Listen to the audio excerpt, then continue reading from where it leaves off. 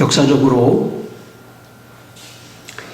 중국의 개신교 선교사가 처음 들어간 후 200년이 흘렀습니다.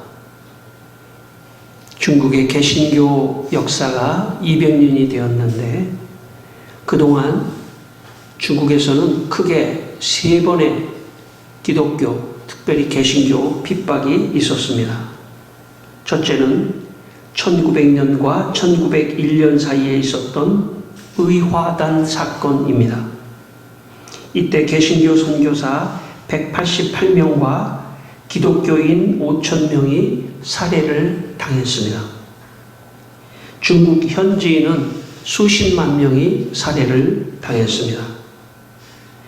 전국 교회당의 4분의 3이 회파되었습니다. 둘째는 1966년 문화혁명 때 교회가 폐쇄당하고 기독교인에 대한 가혹한 박해가 있었습니다. 세 번째는 2020년, 그러니까 지금으로부터 5년 전 중국 전역에서 철거된 교회 십자가가 900개가 되었으며 중국 정부가 인정한 교회 외에는 인정하지 않았는데 그런 교회를 삼자교회라고 합니다. 그 교회에 다니려고 해도 18세 이상의 성인은 18세 이상의 성인은 예배 참석을 금지시켰으며 예배 시간 시작 전에 성도들은 먼저 중국 공산당에 충성 선서를 하도록 요구했습니다. 아울러 중국 정부는 1000명 이상의 외국인 선교사를 추방했습니다. 제가 알고 있는 선교사님도 2020년에 추방돼서 지금 나와 있습니다. 1816년 중국의 최초의 개신교 선교사 로버트 모리슨이라고 하는 선교사는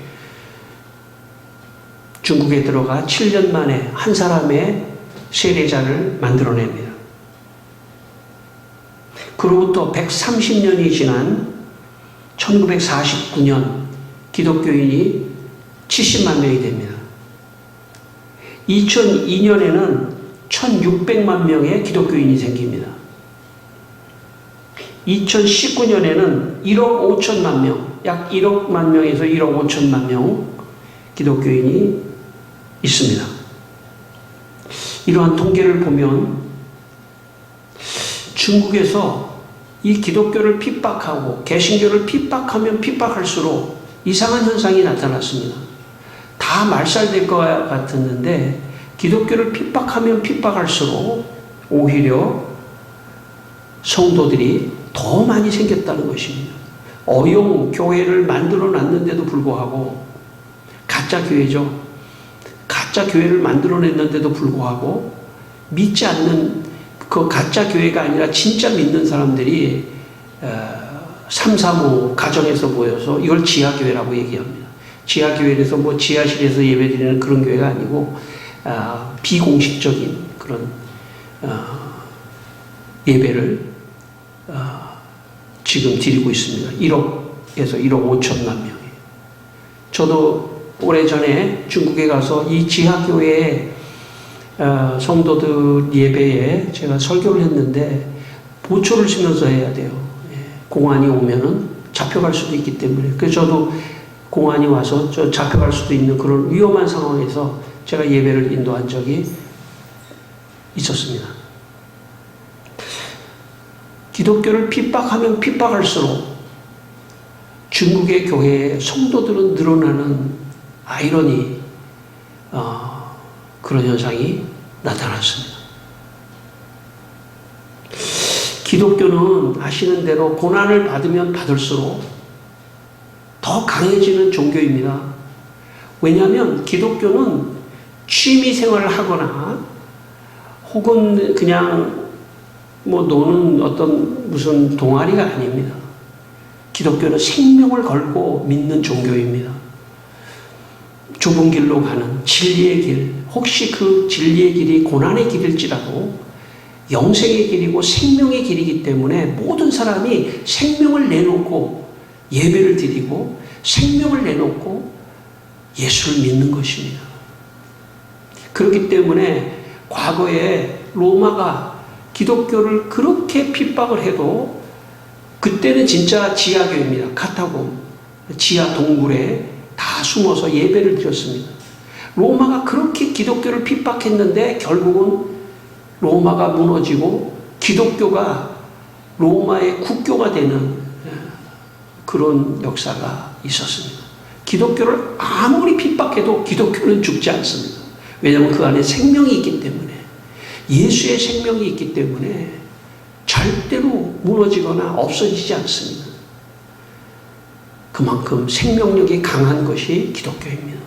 왜냐하면 예수는 생명이요 부활이요 예수님의 안에 구원이 있기 때문에 이 구원을 경험한 사람들은 그 어떤 것과도 예수님을 버리지 않습니다. 그래서 기독교인들은 고난을 받아도 이 고난을 믿음으로 잘 이기는 그런 사람들입니다.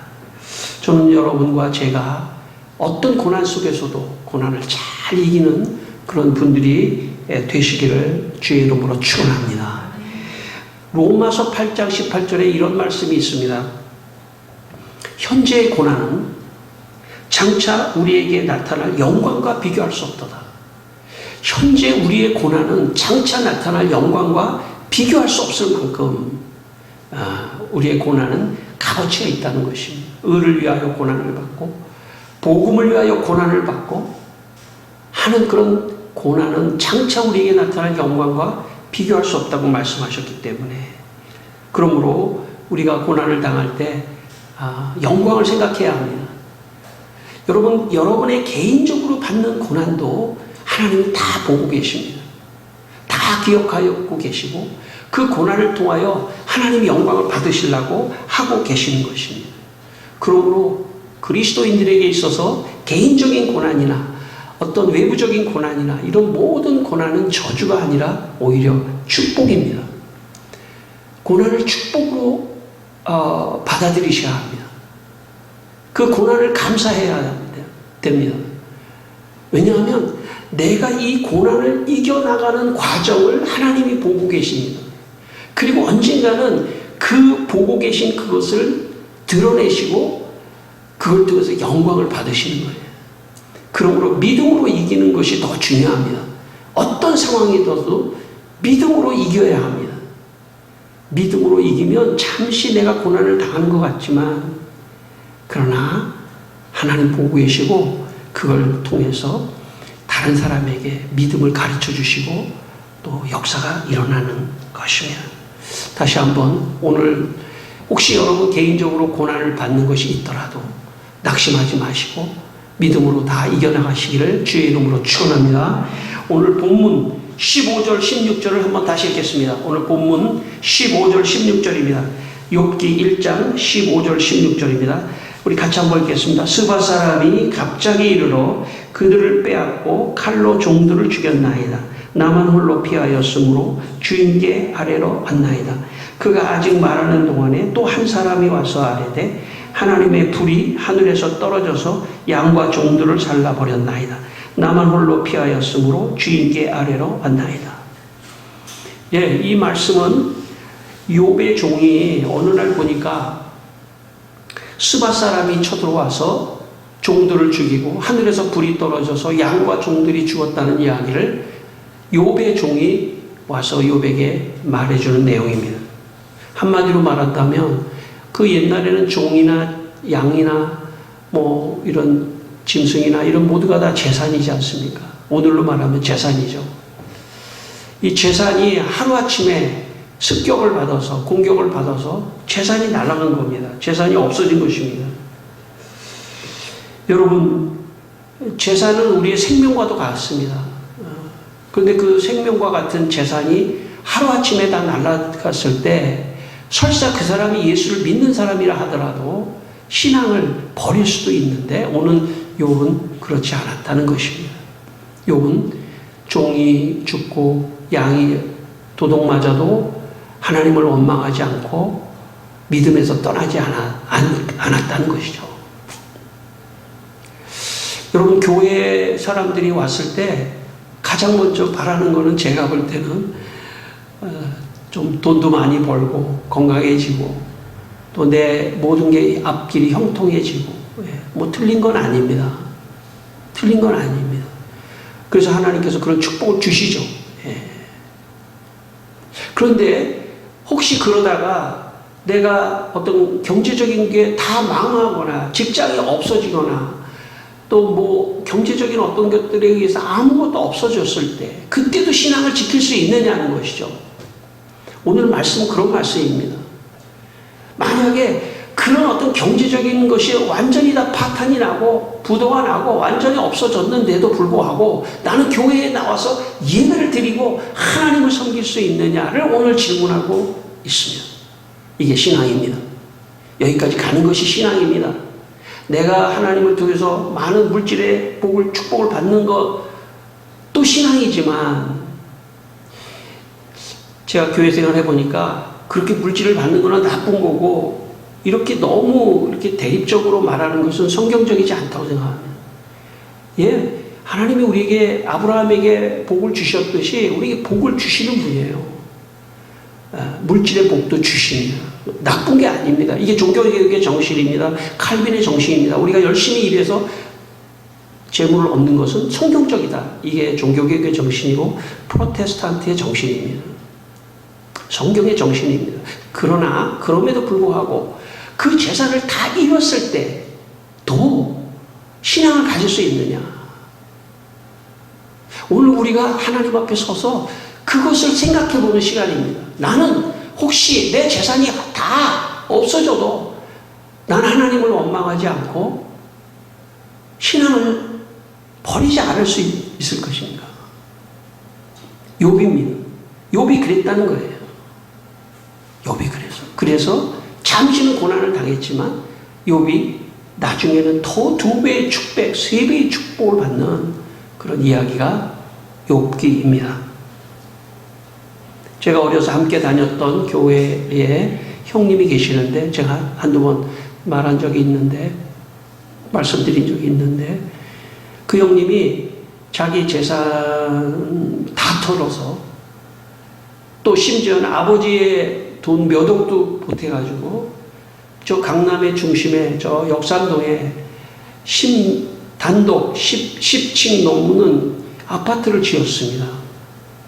그런데 그 아파트를 짓는 과정에서 부도가 났습니다. 그래서 아파트를 다 참 잃어버리는 그런 상황이 발생했습니다. 문제는 그 아버지가 예수를 안 믿는 분인데 아버지 돈이 거기에 몇 억이 들어갔어요. 드릴 수가 없었던 거죠. 갚을 수가 없는 상황입니다. 그랬더니 그 아버지가 그 형님에게 뭐라고 말했냐면 너 죽어, 너 자살해 그러시더라고요. 그 형님하고 제가 만났습니다. 그리고 아버지가 자기한테 그렇게 해서 너무 마음이 아팠다. 살 가치가 뭐가 있느냐? 너 죽어라, 자살해라 그러시더라는 거예요. 친아버지가. 여러분, 예수를 믿지 않으면 모든 게 돈의 논리로 관계가 다 형성돼요. 부자지간 부모 자식 간도 없습니다. 신앙이 없을 경우에. 근데 그 형님이 저한테 이렇게 말씀하시더라고요. 내가 만약 하나님을 믿지 않았다면 나는 자살했을 거라고. 내가 만약 하나님을 믿지 않았다면 난 자살했을 거라고 저에게 얘기했습니다. 그 형님은 그런 위기를 정말 잘 이기고 자살하지 않고 또 그런 걸 다 감수하고 나갔습니다. 여러분, 인생을 살아가면서 돈이 중요하지만 돈을 잃어버렸다고 생명을 끊어서는 안 됩니다. 돈으로 인해서 고난을 당하더라도 그 고난을 믿음으로 이겨내야 합니다. 돈은 필요한 것이지만 돈에 집착하는 인생을 살면 믿음을 잃어버리게 됩니다. 돈에 집착하면 믿음을 잃어버립니다. 그건 분명한 사실입니다. 그래서 디모데전서 6장 10절에 이런 말씀이 있습니다. 돈을 사랑함이 일만하게 뿌리가 되나니. 돈을 사랑하지 말라는 거예요. 돈은 그냥 사용하라는 거예요. 사랑이 아니라 사용하라는 것이죠. 이것을 탐내는 자들은 미혹을 받아 믿음에서 떠나 많은 근심으로서 자기를 찔렀도다. 이것을 탐하는 자는 미혹을 받아 믿음에서 떠난다는 것입니다. 세상의 모든 사람들이 전부 돈을 탐내고 돈에 집착하고 돈에 잡혀서 다 예수를 안 믿는다고 저는 보입니다. 제 눈에는. 다른 게 아닙니다. 돈의 마귀가 그 사람들을 다 잡고 있어요. 심지어 예수 믿는 사람마저도 돈의 마귀가 그 사람을 잡고 있어서 만약에 돈이 빼앗겨지면 하나님도 버려버리는 것. 그 정도로 신앙인들에게도 유혹과 시험이 있다고 저는 생각합니다. 그걸 넘는 게 신앙입니다. 진짜 신앙은 그걸 넘을 수 있느냐? 그게 오늘 욥기입니다. 욥은 그걸 넘었습니다. 재산 주신 이도 하나님이시고 취하신 이도 하나님이시니 괜찮습니다. 이렇게 초월할 수 있는 그게 신앙입니다. 신앙은 다른 것이 아닙니다.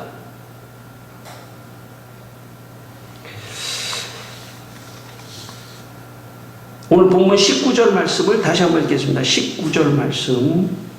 오늘 본문 19절 말씀 같이 한번 읽겠습니다. 시작. 거친 들에서 큰 바람이 와서 집 내 모퉁이를 치매 그 청년들 위에 무너짐으로 그들이 죽었나이다. 다만 홀로 피하였으므로 주인께 아래로 왔나이다 한지라. 두 번째 욥에게 고난이 왔는데 그 고난은 뭐냐면 두 번째 고난은 뭐냐면 큰 바람이 불어서 집이 무너졌어요. 근데 그 안에 청년들이 있었는데 그 청년들은 바로 누구냐면 욥의 자녀들입니다. 욥의 자녀는 아들이 7에 딸이 3이 있었습니다. 10명의 자녀가 그 집에 있다가 갑자기 무너져 버렸습니다. 집이. 그리고 집이 무너지면서 자식들이 다 죽어버렸어요. 여러분, 재산이 중요할까요? 자식이 중요할까요? 그건 비교할 수 없습니다. 재산은 아무것도 아니죠. 자식이 죽는다는 것은 있을 수가 없는, 부모의 입장에서 볼 때는 있을 수 없는 고통이죠. 근데 욥이 이런 고통을 받았습니다. 문제는 뭐냐면 욥이 이런 고통을 받았음에도 불구하고 하나님을 원망하지 않고 떠나가지 않았다는 거예요. 여러분, 우리가 기독교를 믿는 사람들이 이 자녀를 잃어버리는 어떤 그런 고난을 많이 당하지만, 그러나 그럼에도 불구하고 참 그 어려움에서 극복하는 그런 이야기들을 많이 알고 있지 않습니까? 그런 일이 일어나지 않기를 바라죠. 오늘 욥을 통해서 우리에게 주시는 말씀은 그런 일이 너희들한테 일어날 거기 때문에 욥과 같이 하라 이런 뜻이 아니고, 욥이 이만큼 자식에게도 집착하지 않았다는 것입니다. 어느 날 하나님께서 아브라함에게 내 독자 이삭을 나에게 제물로 바치라고 말씀합니다. 아브라함이 자식을 잡아서 제물로 드리도록 산에 올라가 이삭을 죽여서 제물로 드리려고 할 순간에 하나님께서 스톱. 됐어. 네가 나를 경외하는지를 내가 안다.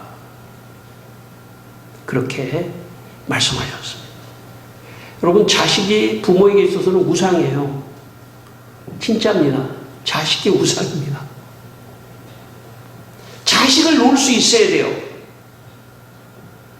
내 자식을 놓을 수 있어야 되면 자식을 놓을 수 있어야 돼요. 제 이야기를 해서 너무 죄송합니다만 저는 아이가 둘이 있는데 물론 가장으로서 아빠로서 그래서는 안 되는데 다 놨습니다. 진짜로. 심지어는 여기 있다가 우리 첫째 아이가 고3이었는데 제가 역삼동으로 이사를 가니까 학교도 아빠 내가 고3인데 여기 이사를 가면 어떻게 해? 그것도 생각을 안 했습니다. 됐어. 너 그냥 하나님 의지하고 살아.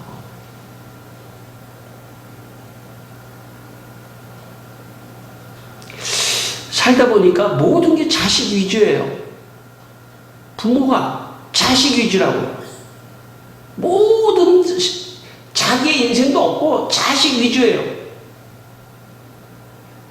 만약 그런데 그런 자식이 여러분 그런 자식이 만약에 어떤 고난을 당했다면 그래도 신앙을 지키시겠습니까? 저도 이 말씀을 준비하면서 참 마음이 떨리더라고요. 자식에게 고난이 와도 신앙을 지킬 수 있느냐? 그게 욥입니다. 그리고 그것을 말씀하는 거예요. 근데 자식에 집착된 사람은 결국 자식에게 고난이 왔을 때 하나님을 버릴 수 있습니다. 집착하지 말라는 거죠. 집착하지 마세요. 모든 것을 하나님께 맡기고 나가야 합니다. 집착하면 안 됩니다. 집착하는 순간에 잘 안 돼요.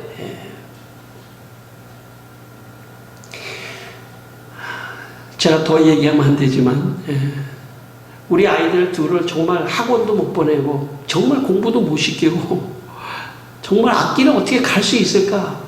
저는 교회만 생각했습니다. 제일 미안한 건 제 아내에게 제일 미안하고 자식들에게 미안하지만 다 버렸어요. 버렸더니 우리 자식들이 더 잘 되는 것 같아요. 제가 볼 때. 버려야 돼요. 자식은 버려야 돼요. 아브라함과 같이 버려야 돼요. 그래야지 하나님이 책임지고 하나님이 역사를 이루시고 길을 여시는 것입니다. 이게 신앙입니다. 성도 여러분, 욥기에 왜 이런 고난이 욥에 왔느냐면 욥이 욥과 같은 그런 고난이 왔을 때 하나님을 떠나지 말라는 것입니다. 그런데 너무 자식에게 집착된 사람에게 이런 고난이 자식에게 고난이 오면 신앙을 떠날 가능성이 많아요. 놔야 돼요. 자식 놔야 돼요. 그냥 놔버려야 돼요. 다 하나님께 맡겨버려야 돼요. 집착하지 마셔야 돼요. 이게 잘 됐으면 좋겠다. 그것도 하지 마세요. 제가 볼 때는. 하나님께 다 맡기는 겁니다. 걱정하지 말아야 돼요. 1826년 23살의 독일 출신의 개신교 선교사 큐츠라프는 중국으로 선교사로 떠납니다. 아까 제가 초기에 말했던 로버트 모리슨넷과 거의 동시대에 중국 선교사로 떠납니다. 3년 후 1829년 26살의 큐즐라프는 중국에서 뉴엘이라고 하는 여자 선교사와 결혼을 합니다. 그러나 뉴엘은 쌍둥이 자매를 출산하던 중 세상을 떠나고 말았습니다. 쌍둥이 중에 한 명은 그 자리에서 죽고 또 한 명은 4개월 정도 버티다 결국 죽고 말았습니다. 큐즐라프는 고향에 다음과 같이 편지를 보냈습니다. 사랑하는 아내와 자식을 보내고 이제 남은 것은 아무것도 없으니 혼자 세상으로 나아가야 합니다. 주여, 저의 무가치한 삶이 당신에게 그럼에도 필요하시다면 제가 여기 있으니 저를 사용하여 주시옵소서. 큐즐라프는 뒤로 물러서지 않고 중국 선교를 위해서 더 열심히 매진합니다. 5년이 지난 후 큐즐라프가 열심히 선교하는 걸 보고 윈스턴이라고 하는 여자 선교사가 큐즐라프에게 프로포즈를 하고 그래서 두 번째 결혼을 합니다. 그러나 또 불행하게도 아이를 낳았는데 며칠 만에 숨을 거두었습니다. 얼마 후에 부인도 병을 얻고 죽었습니다. 이때 규즐라프는 뒤로 돌아서지 않고 고향으로 가지 않고 선교를 포기하지 않고 자기의 선교 본부에 수만 권의 중국어 번역된 성경을 요청했습니다. 그리고 중국인들을 전도했습니다. 당시에는 해변에서만 머물 수 있었기 때문에 중국 내지로 들어갈 수 없었습니다. 중국의 중심 중원으로 들어갈 수 없었습니다. 그런데 규즐라프는 수백 명의 중국인들을 해안에서 전도해서 그들에게 성경책을 쥐어주고 그들이 스스로 내지에 들어가서 복음을 전하도록, 외국인은 못 들어가니까 내지에 들어가서 복음을 전하도록 그렇게 했습니다. 훗날 규즐라프 다음에 선교사로 왔던 유명한 허드슨 테일러라고 하는 중국 내지 선교회를 만든 허드슨 테일러는 규즐라프를 자기의 멘토로 생각하며 그리고 내지로 용감하게 들어가서, 외국인이었지만 용감하게 들어가서 이미 규즐라프가 개척해 놓은 그런 곳에 가서 내지 선교를 통해서 복음을 전했습니다. 오늘날 중국의 지학 교인들이 1억 5천만 명이 된 것은 규즐라프가 중국 내지에 씨를 뿌리고 허드슨 테일러가 물을 주고 하나님이 자라게 하셨기 때문입니다. 만약 규즐라프가 자기 아내와 자기 자식이 죽었다고 뒤로 물러섰다면 아마 오늘날 중국에 그렇게 많은 성도들이 있지는 않았을 것입니다. 오늘 하나님께서는 욥을 통하여 저에게도 묻습니다. 여러분에게만이 아니라 오늘 저에게도, 우리 모두에게도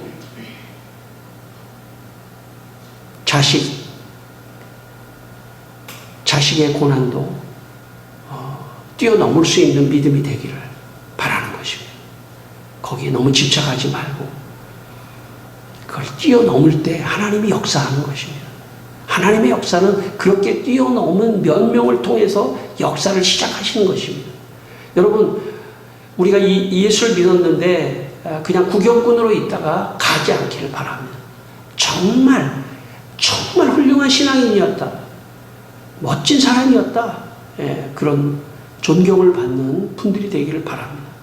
규즐라프, 그는 아무것도 없이 마지막 중국 땅에서 복음을 전하다가 죽었습니다. 그는 사라졌지만 그의 열매는 중국 땅 지하에 수없이 많은 사람들이 생겨났던 것입니다. 욥의 믿음을 오늘 우리가 배우기를 원합니다. 욥은 그것을 넘었습니다. 욥은 그것을 넘었습니다.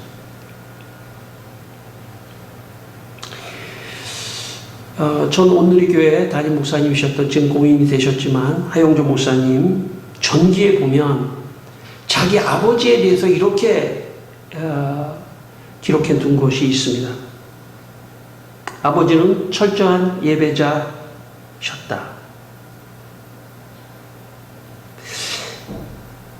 아버지는 예배에 목숨을 건 사람이셨다. 아버지는 사는 동안 하나님을 예배하는 것이 가장 중요하다는 것을 아셨다. 우리 가족은 아침 저녁으로 하루에 2번씩 가정 예배를 드렸다. 자식들이 학교에 지각하는 한이 있더라도 아침 예배를 거르지 않게 하셨다. 또 주무시다가도 저녁 9시만 되면 옷을 말쑥하게 차려입고 온 가족을 불러 모아 저녁 예배를 드렸다. 찬송을 함께 부르고 그 다음에 꼭 성경을 한 장씩 통독했다.